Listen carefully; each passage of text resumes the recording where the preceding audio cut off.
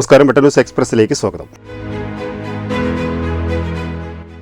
ഇബ്രാഹിം നബിയുടെയും മകൻ ഇസ്മായിൽ നബിയുടെയും ത്യാഗത്തിന്റെ ഓർമ്മകളുമായി കേരളത്തിലെ വിശ്വാസികൾ ഇന്ന് ബലിപെരുന്നാൾ ആഘോഷിക്കുന്നു.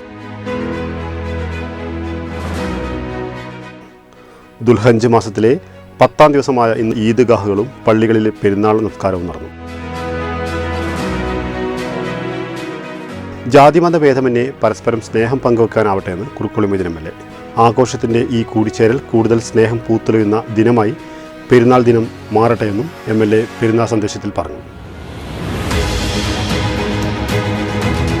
നിലമ്പൂരിൽ തിരിച്ചുവരവിൻ്റെ പാതയിലാണ് UDF എന്ന് കുറുക്കുളി മൊയ്തീൻ MLA. മത്സരം പിണറായിയും UDF തമ്മിലാണെന്നും പിണറായി സർക്കാരിനെതിരെയുള്ള വിധിയെഴുത്താവും നിലമ്പൂർ ഉപതെരഞ്ഞെടുപ്പെന്നും അദ്ദേഹം വെട്ടൻ ന്യൂസിനോട് പറഞ്ഞു.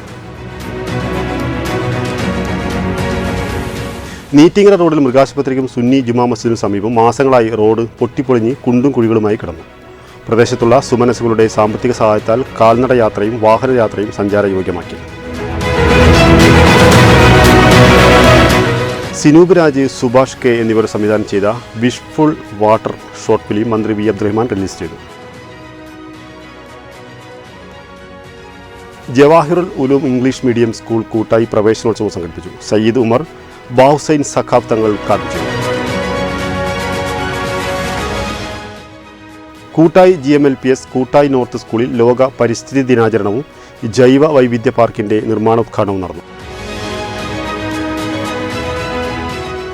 ബലിപെരുന്നാളിന് മൈലാഞ്ചി മഞ്ചും പെരുന്നാൾ പാട്ടുമൊക്കെയായി തിരൂർ നഗരസഭാ കൗൺസിലർ CT റംലയും കുടുംബവും സുഹൃത്തുക്കളും ആഘോഷത്തിലാണ്. വിനോദസഞ്ചാരികളും പ്രദേശവാസികളും കാൽനടക്കായി ആശ്രയിക്കുന്ന കീരനെല്ലൂർ ന്യൂട്ട്കട്ട് നടപ്പാതയുടെ കൈവരികൾ തകർന്നത് വലിയൊരു അപകട ഭീഷണിയിലാണ്. കുട്ടികളും കൈക്കുഞ്ഞുങ്ങളുമായി പ്രകൃതി സൗന്ദര്യം ആസ്വദിക്കാനെത്തുന്നവർക്ക് ഭീഷണിയാണ് നടപ്പാതയിലെ കൈവരി തകർന്നത്. പാറയിൽ ഫസ്ലുവിൻ്റെ 33ാമത് പ്രസിദ്ധീകരണമായ സുഹൃതം എന്ന പുസ്തകം ഡോക്ടർ കമറുന്നീസ അൻവർ പ്രകാശനം ചെയ്തു. ജില്ലാ പഞ്ചായത്ത് അംഗം VKM ഷാഫിക്ക് പുസ്തകം നൽകിയാണ് പ്രകാശന കർമ്മം നിർവഹിച്ചത്.